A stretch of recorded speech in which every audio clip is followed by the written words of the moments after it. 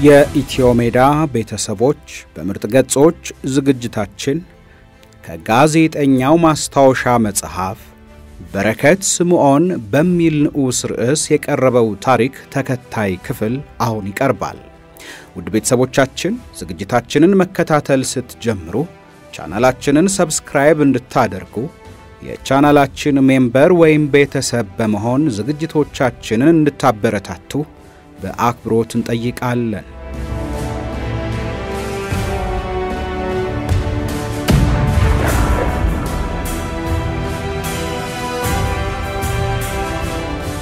ጊዜው አሁን ትዝ ባይለኝም ታምራት ላይኔ ከታሰረ በኋላ አንድ ቀን ደወልኩለትና የትግል ወቅት ስነግጥሞችን በጋዜጣችን ለማተም ፈልጌ ነበርና ምን ይመስልሃል ስላማከርኩት የበረከት የህላዌ የመዝሙርና የታምራት ላይኔ ግጥሞች በእጄ ይገኙ ስለነበረ እነዚያን ማለቴ መሆኑን በረከት ተገንዝቦ እንዲህ አለኝ።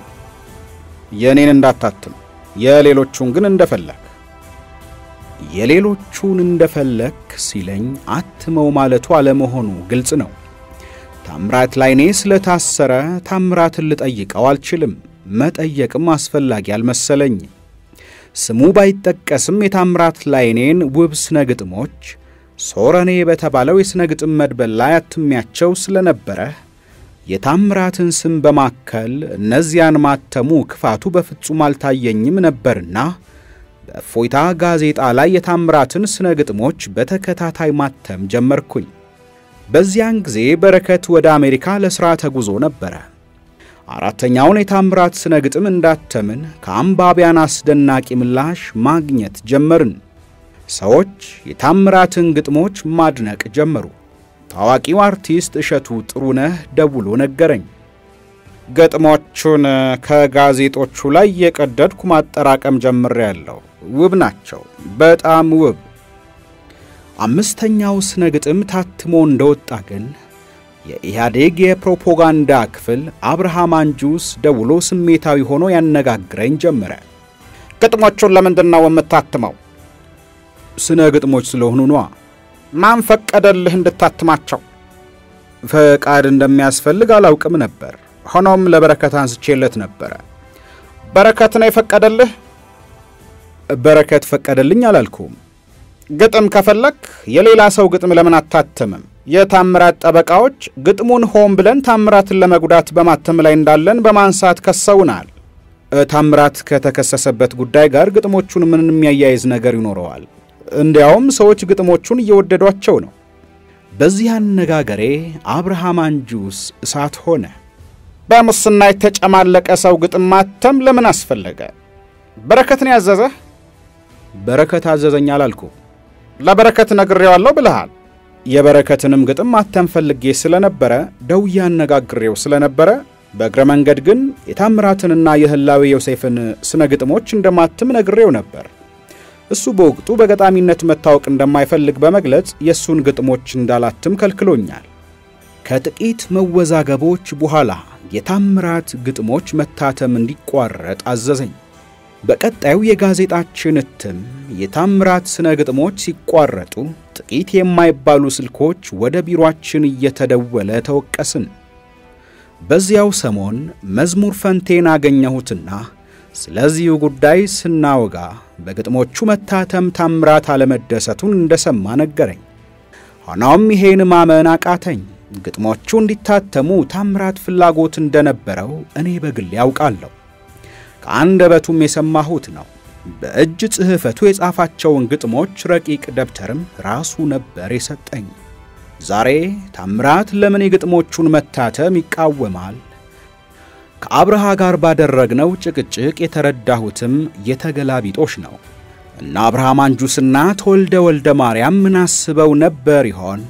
ይሄን ሚስጥር ከፊል ምክንያት በጨረፍታም ቢሆን የተረዳሁት በረከት ከአሜሪካ እንደተመለሰ ነበር። ደውሎ ሪታውን አቀለጠው። መቼ ነው የታምራትን ግጥም አትም ያልኩ? ለአብርሃ እንደዚያ እንዳላልኩት ላስረዳው የሞከርኩ ሳለ ግን ስልኩን ጆሮዬ ላይ ዘጋብኝ። ቆየሁና ግን ተክሉ ተክላይ ከተባለ ታጋይ አንዳንድ ሚስጥሮችን ሰማሁ። በረከት ከነተወልደና ለምሰገድ ቡድን ጋር በከረራ ለመግባባት ላይ ኖረዋል። ባገኙት አጋጣሚ ሁሉ ይቆራቆሱ ይዘዋል። ሌላው ቀርቶ በረከትና ለምሰገድ የእግዚአብሔር ሰላምታ እንኳን እንደማይለዋወጡ አጫወተኝ።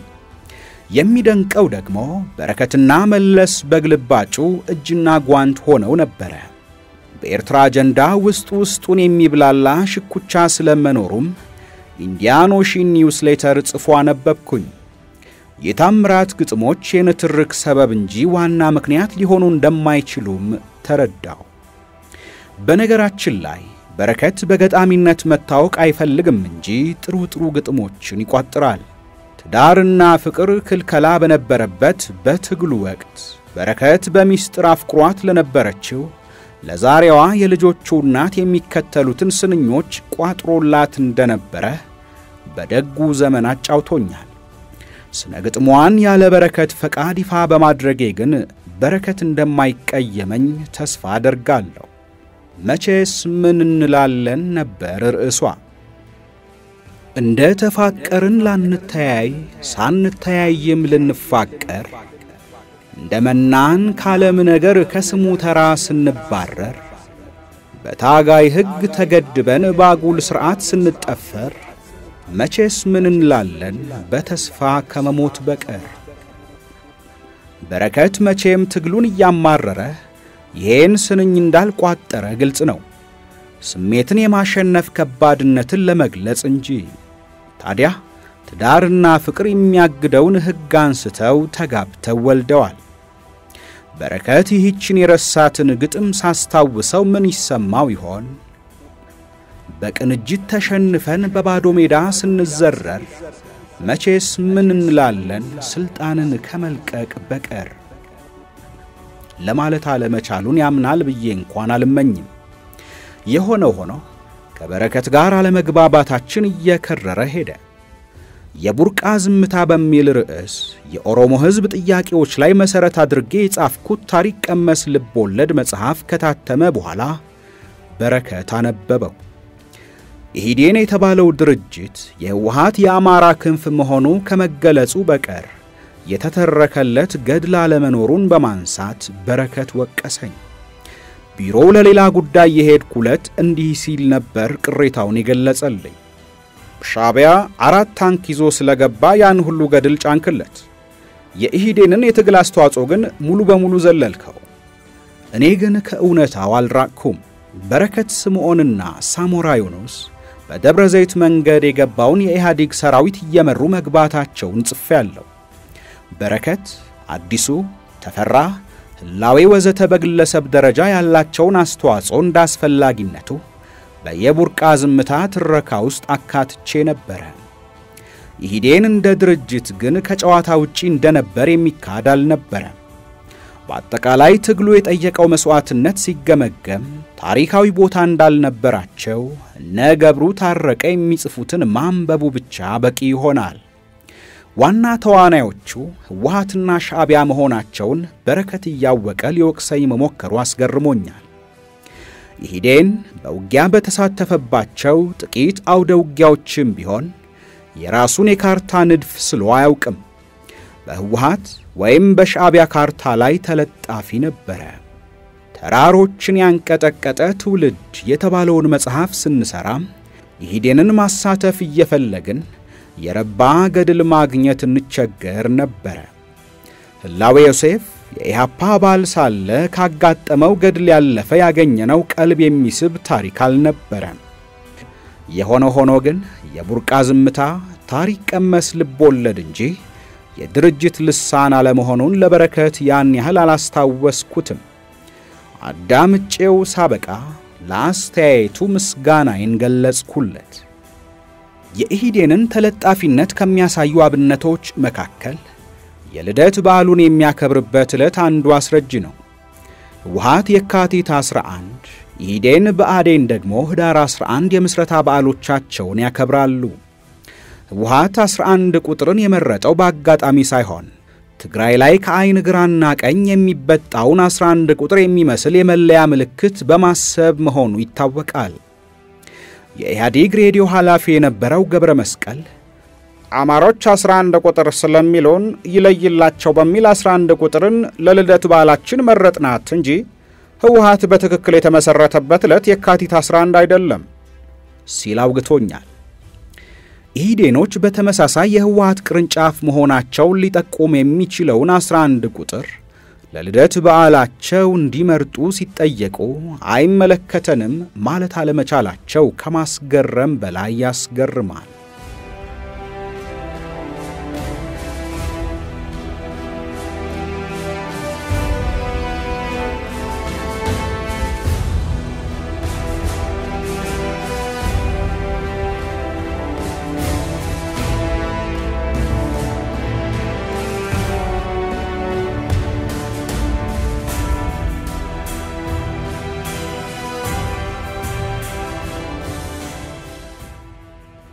ከበረከት ጋር አለመግባባታችን እያደገ ሄደ። ጎንደር ሄጄ ስመለስ እፎይታ መጽሔት ላይ በጻፍኩት ሪፖርትም በረከት መቆጣቱን ሰማው። ሆኖም በወሬ እንጂ ለኔ ያልደወለልኝም። በርግጥም ጎንደር ሄጄ ከልብ አዝኜ ነበር የተመለስኩት። የበረከት ጸሐፊ በጉዞው ወቅት አብራኝ ነበረችና እንደ ቀልድ ነገረችኝ። ጊዜው ህዳር 11 ነበረ፣ የበዓዴን ልደት። የጎንደር ህዝብ ምን እያለ እንደሚቀልድ ታውቃለህ? ምን ይላል? ዳሽን ቢራ ለምንድነው ማትጠጡት ሲባሉ እሺ 5 ዳሽን ቢራ ከጠጣ ትግርኛ መናገር ትጀምራለህ። አልሳኩም። ቀልዱን ቀደም ብዬ ሰምቼው ነበር። ይሄ ጥላቻ ስሜት ሊዳብር የቻለው በወያኔ መሪዎች ይሉኝታ ማጣት ምክንያት ነበር። ዳሽን ቢራ ቀደም ሲል ትግራይ ሊቋቋም ነበር የታሰበው። ትግራይ ከተቋቋመ ግን መሃል አገር ገበያ ሊያጣ ይችላል ተብሎ ተሰጋና ፕሮጀክቱ ወደ ጎንደር ዞረ። ጎንደር ላይ ፋብሪካውን የገነባው በህወሓት ንብረትነት የሚታወቀው ሱር ኮንስትራክሽን ነበር። አሳዛኙ ነገር ፋብሪካውን ለመገንባት ወዛደሮች ሳይቀር ከትግራይ ነበር የመጡት። ጎንደሬ በዝምታ ታዘባቸው፣ የዘፋፈነባቸውም ቆየ። ቢራው በደረጃው ድንቅና በዋጋው ርካሽ ነበር። ምርቱ ሲጀመር ግን የጎንደር ህዝብ ቢራውን እንደ መርዝ ቆጠረው። ተጨማሪ ከፍሎ ሜታ ቢራ መጠጣቱን ቀጠለ። እንደምንሰማው ዛሬም ዳሽን ቢራ የመጨረሻ ምርጫ እንደሆነ አለ። ጎንደር ሰነበትኩና የህዝቡን ብሶት ሁሉ መጽሔታችን ላይ አትም ያወጣው። በጣም የገረመኝ ትዝብቴ ቢኖር ትግራይና ጎንደር ላይ የተሰቀሉት መፈክሮች ልዩነት ነበር። ትግራይ ላይ ስለ ልማት ብቻ ነበር የሚነበበው፣ የዝናብ ውሃ ስለማቀብ፣ ስለ ግድብ ሥራ፣ በጥፍርህ ስለመገንባት። ጎንደር ላይ ግን ትምክህተኞችን የሚያወግዙ መፈክሮች ነበር የተጥለቀለቁት። ጎንደር ላይ ልማትን የተመለከተ ለመድኃኒት እንኳ አንድ መፈክር አጣው። ትግራይ ላይ ሎደሮች ሲጭኑና ሲቆፍሩ ተመልክቼ ነበር። ጎንደር ላይም በርግጥ ሎደሮችን አይቻለሁ። መሃል ከተማው ላይ የሎደሩ አካፋ ላይ አንድ ሰዓሊ ቆሞ መፈክሮችን ሲጽፍ ነበር ያየሁት። ትምክህተኞችን የሚያወግዝ መፈክር። ብዙ ብር የተከፈለው ሰዓሊ መጸዳዳትን ከድመት ተማሩ የሚል መፈክር መሃል ጎንደር ላይ ጽፎ ሲያደማምቅ አይቼ በሐዘን አልቅሻለሁ። በርግጥ አላለቀስኩም፣ ነገሩ ግን ያስለቅሳል። ከድመት መማር። ጎንደር ላይ ሥራ አልነበረም። ጫት በቀን 20,000 ኪሎ እንደሚሸጥ ነበር ያረጋገጥኩት። የጎንደርን ታሪክ የማያውቅ በዚህ ዜና ላይ ደነግጥ ይችላል። ጎንደር በብሶት ስትንገበገብ ትውልና ታድር ነበር። አዝማሪ ቤት ስገባ ይሄንኑ ተረዳው። ብሶቶችና ቁጭቶች በየአዝማሪ ቤቱ እየተንተከተኩ ነበር። ዋነኛው ብሶት የሁመራ ጉዳይ ነበር። የሁመራ ከተማ ከነሰሊጥ ምርቷ ከህወሓት ለተሰናበቱት 20,000 ታጋዮች መሰጠቷ ጎንደርን እንደ ግርሳት ያቃጠላት ነበር። የጎንደር አዝማሪም ዲሞክራሲ ማለት ዳቦ ወይስ ባዶ፣ አለቀለት ጎንደር ተንዶ ተንዶ እያለ ብሶቱን እንደ አባይ ወንዝ ሲያንፏፋው ያመሽ ነበር። ጎንደርና ጎንደሬ መቀለጃ መሆናቸውን የተረዳሁት በተለይ አዲሱ ለገሰ ሾፌር ለፓርላማ ሲወዳደርና ለጤና ቢሮ ኃላፊ ጎረምሳ የጤና ባለሙያ ሲሾም ነበር። የትግራይ የጤና ቢሮ ኃላፊ በወቅቱ ዶክተር መስፍን የነበሩ ሲሆን በአገሪቱ ውስጥ ከፕሮፌሰር አስራት ቀጥሎ ታዋቂ ባለሙያ ነበሩ። ለናታቸው ቀብር እንኳን ጊዜ ያጡ ትጉህ ሰራተኛ ነበሩ። የአማራው ክልል የጤና ቢሮውን ለጎረምሶች የተወላቸው ብቃት ያለው ባለሙያ አጥቷል መሆኑ ግልጽ ነው። በረከት ግን ታማኝ ሰው አጣ። እናም ተወለድኩባት የሚላት ጎንደር እንኳን በፍቅር ልቡን መንካት አቃታት።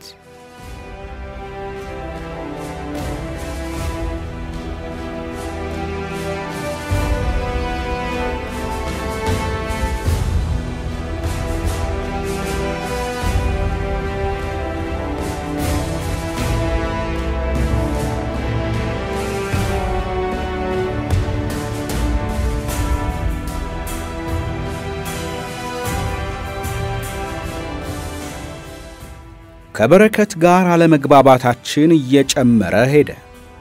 የአማራው ልማት ማህበር ቢሮ በእሳት ጋየ። ዜናውን ስናጣራ እሳቱ ከሂሳብ ክፍል መነሳቱን ደረስንበት። ጋዜጣችን ላይ ጻፍ ነው። ሂሳብ ክፍል ወጥ ቤት ሆነ እንዴ ስንል ጠየቅን። አያያዝንና ወይስ ቁጥሮች ተጋጭተው እሳት ፈጠሩ?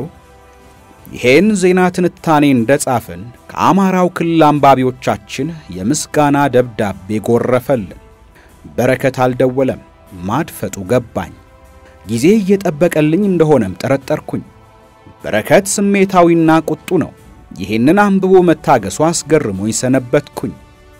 በመቀጠል ህወሓት ለሁለት ተሰነጠቀና የኔ ቅርብ አለቃ የነበረው ዓለም ሰገድ በነፋስ ፍጥነት ተባሮ በረከት በቦታው ተተካ። ይህ በተከሰተ በሶስተኛው ቀን በረከት ደወለልኝ። የተፈጠረውን ሰምተሃል ሲል ጠየቀኝ። አገኘሁ አይነት ነበር አነጋገሩ። ሰምቻለሁ። ከእንግዲህ ከኔ ጋር ነው ግንኙነት የምትፈጥረው? ገብቶኛል።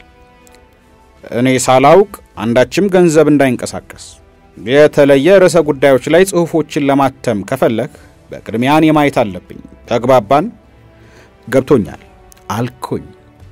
ደርግ ሲወድቅ የሀገሪቱን የሚዲያ ተቋማትና የፕሮፓጋንዳውን ሥራ የተረከቡት ዓለም ሰገድና በረከት ነበሩ። እኛም ካድሬዎች ከስር ተኮለኮልን። በፕሮፓጋንዳው ዘርፍ ዓለም ሰገድ ንጉሥ ነበረ። በረከት ስምዖን ደግሞ የአልጋውራሽነት ሚና ነበር የሚጫወተው። በየመስሪያ ቤቱ በአዴኖች የአልጋውራሽነትን ቦታ በብዛት አግኝተዋል። ውጪ ጉዳይ ላይ ዶክተር ተቀዳ አለሙ የስዩም አልጋውራሽ ሲሆን አዲሱ ለገሰ በጠቅላይ ሚኒስትሩ ቢሮ የመለስ አልጋውራሽ ሆኖ ተቀምጧል። ላዌ ዮሴፍም ከምርጫ 97 በፊት በአርከበ ቁባይ ስር አልጋውራሽ ነበረ። ለተመልካች እንዲመች ነው እንጂ አልጋውን እንደማይወርሱት ግን ያውቃሉ። በአልጋውራሽነት ከተቀመጡ የባዴን ሰዎች እስካሁን በለስ ቀንቶት አልጋውን ለመውረስ የበቃው በረከት ብቻ ነው። እነሆ ዓለም ሰገድና በረከት ተፎካካሪ ነገስታት ሆነው ለ10 ዓመታት ከመሩን በኋላ ዓለም ሰገድ ከአንጃው ጋር ሲወገድ በረከት ስልጣኑን ጠቀለለ። በደወለልኝ ሰሞን ለሥራ ጉዳይ በረከት ቢሮ ሄጄ በወቅታዊው የህወሓት መከፋፈል ዙሪያ ስንነጋገር በረከት አቋሜን ለመፈተሽ ነው መሰለኝ ዓለም ሰገድ ብቻውን ቀርቷል፣ ሚስቱ ብቻ ናት የምትደግፈው አለኝ። ልክ ነህ ስላረጋገጥኩለት። በረከት እውነቱን ነበረ። በዓለም ሰገድ ስም መማል ይቀራቸው የነበሩ ካድሬዎች አብዛኛዎቹ ከአንጃው መወገድ በኋላ ሌሊቱን ሰልፋቸውን ከበረከት ጋር አስተካክለው ነበር። በሰልፍ ማስተካከሉ ሂደት መገረም አላደረብኝ። በደንብ እንተዋወቅ ነበር። በአጋጣሚ እኔ እንደ ሌሊት ወፍ የሁለቱም ወገን አልነበርኩም። ወላጆቼ ኤርትራውያን በመሆናቸው ብቻ ከበረከት ጋር የሚያግባባ አጀንዳ እንደሚኖረን የሚያምኑ ነበሩ። በአንጻሩ ዓለም ሰገድ በእኔ ጉዳይ በተደጋጋሚ የሚቀርቡለትን ክሶች ችላ ይላቸው ስለነበረ ዓለም ሰገድ እኔን በተለየ ሁኔታ እንደሚንከባከብ በማመን ቅሬታቸውን የሚገልጹም ነበሩ። ሁለቱም ግምቶች የተጋነኑ ነበሩ።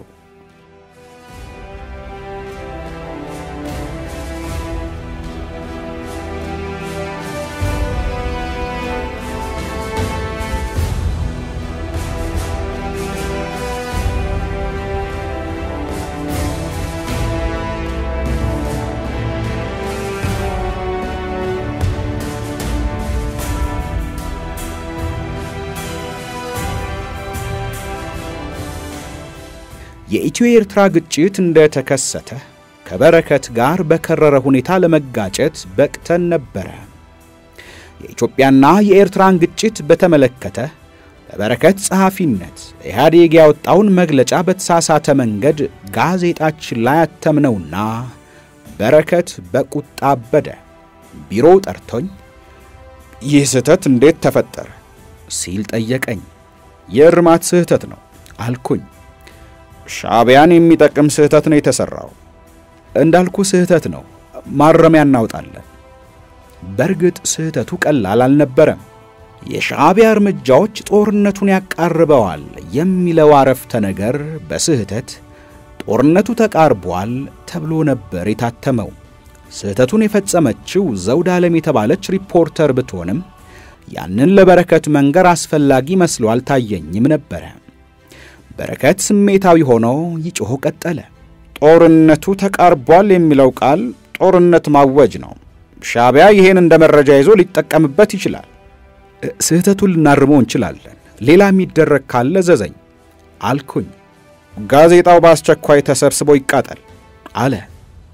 መልካም ብዬ ከመቀመጫዬ ስነሳ አልጨረስኩም አለ። ተመልሼ ቁጭ አልኩኝ። አገሪቱ በአስጨናቂ ሁኔታ በተያዘችበት በዚህ ወቅት ስህተቱ ለምን ዓላማ እንደተፈጸመ ንገረኝ። ምን ለማለት ፈልገህ ነው ስል እኔም ስሜታዊ ሆኜ ጠየቅኩት። ሆን ብዬ ሻዕቢያን ለመጥቀም እንዳደረግኩት እየነገርከኝ ነው?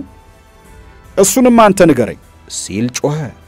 ጥቂት በዝምታ ቆየሁና የፈለከውን እርምጃ መውሰድ ትችላለህ ብዬ ቢሮውን ለቅቄ ወጣሁ። በቀጥታ ወደ ዓለም ሰገድ ቢሮ ነበር የሄድኩት። የሁለቱም ቢሮዎች በአንድ ሕንፃ ላይ ነበሩ። በንዴት እየተቃጠልኩ ከዓለም ሰገድ ቢሮ ገባው። ችግሩን አስረዳሁት። ከበረከት ጋር የተነጋገርነውን ነግሬው ሳበቃ በሻዕቢያ ደጋፊነት የምትጠረጥሩኝ ከሆነ ስራውን ባቆም ይሻለኛል አልኩኝ። ዓለም ሰገድ ግንባሩን እንደቋጠረ እኛ በሻዕቢያ ደጋፊነት አንጠረጥርህም አለ።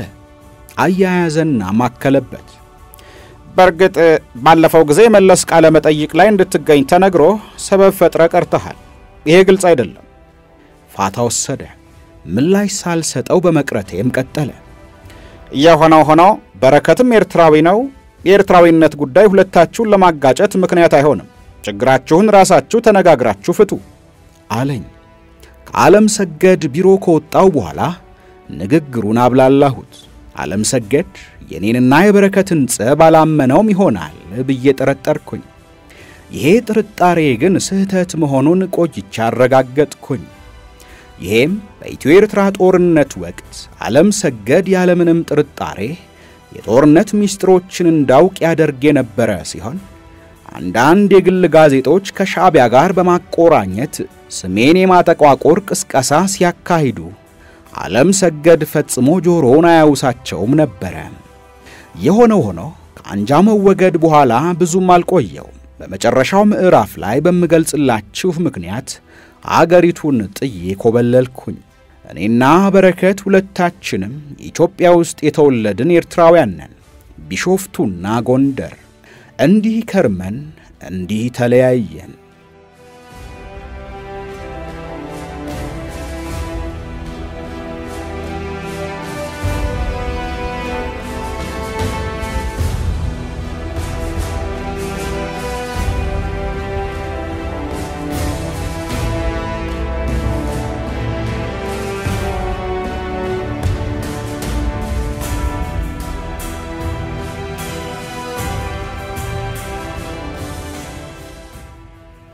በረከት ብዙ ጊዜ ጤና እንደሚያጣ ሚዲያዎች ይዘግባሉ። እኔ በስደት በመኖርባት ፕሪቶሪያ ከሁለት ጊዜ በላይ ለሕክምና እየመጣ ታክሟል።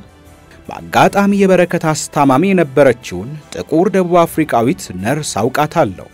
ከአበሾች ጋር የቅርብ ግንኙነት ነበራት። አንድ ቀን ሬስቶራንት ውስጥ ተገናኝተን ስናወጋ እንደ ዋዛ ርዕስ ወሬውን ጀመርኩኝ። በረከት ስምዖን የሚባል ኢትዮጵያዊ እናንተ ዘንድ እየታከመ መሆኑን ሰማሁ። በረከት በጣም ጥሩ ሰው ነው። በአማርኛ ሰላምታ አቀረብኩለትና በጣም ተገረመ ስትል ወሬውን በስሜት ቀጠለች። ልክ ነሽ፣ በጣም ጥሩ ሰው ነው፣ የሩቅ ዘመዴም ነው ካልኩ በኋላ አያይዤ ለመሆኑ ምንድነው በሽታው ስል ጠየቅኳት። ያመነታች ምላሽ ሰጠችኝ። Do you know about anxiety neurosis? ዘግየት ብላ አከለችበት። It's some kind of mental problem. በረከት ለአእምሮ ህመም ስለበቃበት ምክንያት ነጮቹ ደቡብ አፍሪካውያን የበረከት ሐኪሞች ምን እንደሚሉ አላውቅም። በተመሳሳይ ሙያ ላይ የተሰማሩ ሐኪሞች ካብራሩልኝ በመነሳት ግን በረከት በምርጫ 97 የፕሮፓጋንዳ ዲዛይነር ሆኖ በሰራበት ጊዜ የገጠመው ሽንፈት ለህመም ከዳረጉት ምክንያቶች አንዱ ሊሆን ይችላል። የበረከት የፕሮፓጋንዳ ዕቅዶችና ንድፎች ለተቃዋሚዎች ዕድል ሰጠ። ተቃዋሚዎች ገነው እንዲወጡ ያደረገ አቅጣጫውን የሳተ ተብሎ የተገመገመ ሲሆን ግምገማው በረከትን በእጅጉ እንዳዳከመው ሰምቻለሁ። ከዚህ ሌላ በረከትን ለአእምሮ ጭንቀት ሊዳርጉ የሚችሉ 3 አብይ ጉዳዮችን ማንሳት ይቻል ይሆናል። ኤርትራዊ ሆኖ ሳለ ኤርትራውያንን በሚያባርር ኮሚቴ ውስጥ መስራቱ ሊጠቀስ የሚችል ነው። የአማራ ድርጅት መሪነቱ ተቀባይነት ባጣ ቁጥር ለማንነት ቀውስ መዳረጉ ሌላው ምክንያት ሊሆን ይችላል። በምርጫ 97 ቡግና ወረዳ ላይ መሸነፉና በሚያሰቃይ መንገድ ምርጫውን ለማጭበርበር መገደዱም ለዚህ ህመም ሊዳርግ የሚችል ምክንያት ሊሆን እንደሚችል ባለሙያዎቹ ይስማሙበታል።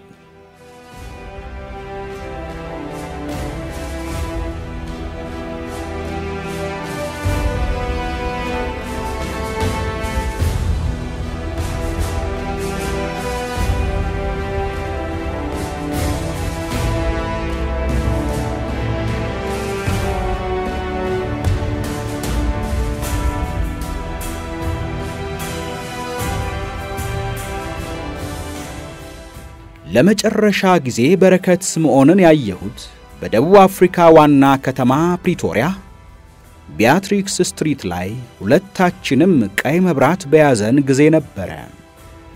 የዝሆን ቅርጽ ባለው የኢትዮጵያ ኤምባሲ መርቸዲስ መኪና ውስጥ መስኮቱን ከፍቶ ከኋላ ዘና ብሎ ተቀምጦ እንደተለመደው አሿፊ ገጽታ ባለው ሁኔታ ከልቡ እየሳቀ ነበር። የስምዖን ልጅ በረከት